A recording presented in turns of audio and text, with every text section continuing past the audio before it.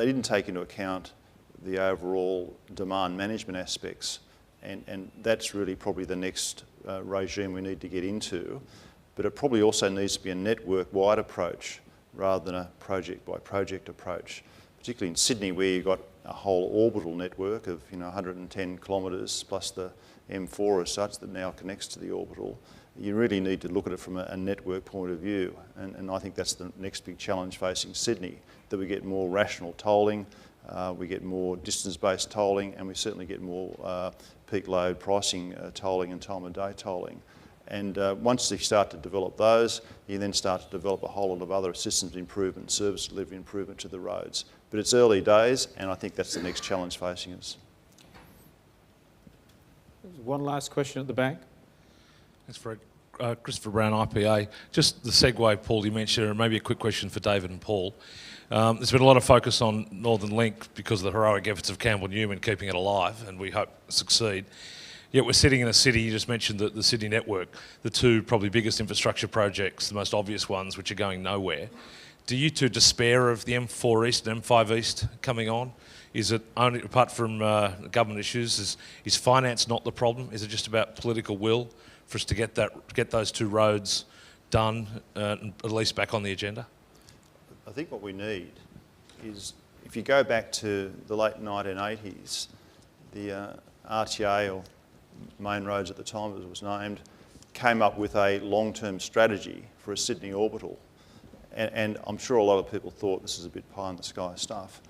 But less than 20 years later, the whole orbital is there and it's working. And we've seen, and I think everybody appreciates the economic benefits that that's providing.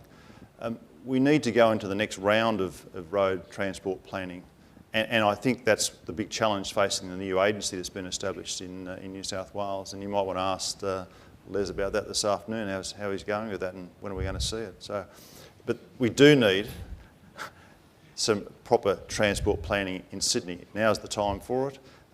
We haven't finished the road network. As you pointed out, Chris, there are still gaps in it. But I think we're crying out for that whole of transport solution, and that's the challenge.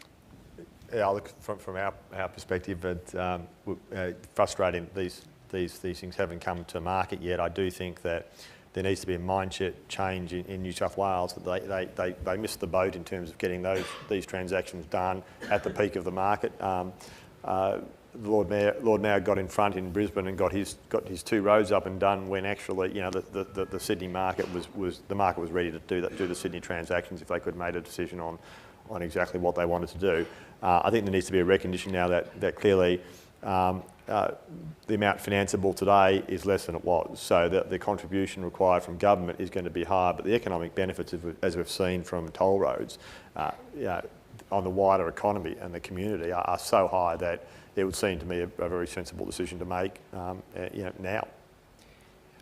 I won't ask John to comment on the challenges in New South Wales, and I'll wrap up and just make the final comment. John talked about allowing the public to make some decisions on how they spend the transport dollar, and it's interesting that at this time, in another sector, this discussion at least is starting on allowing the public to make some decisions on how they spend their health or hospital dollar as well. So maybe that's a broader debate to be had.